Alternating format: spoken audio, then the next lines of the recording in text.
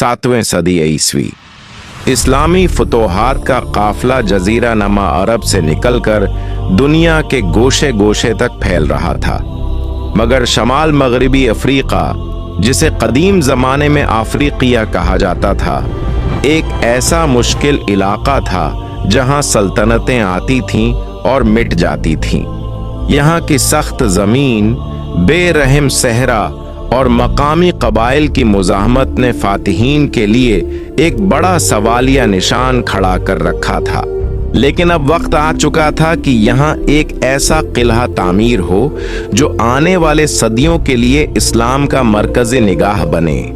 अमीर लश्कर अक़बा बन नाफे एक ऐसे मकाम की तलाश में थे जो सिर्फ एक फौजी छावनी न हो, बल्कि एक मुस्तकिल इस्लामी मरकज़ हो। साहिल के करीब बाज़ंतीनी फौज के खतरे से बचने के लिए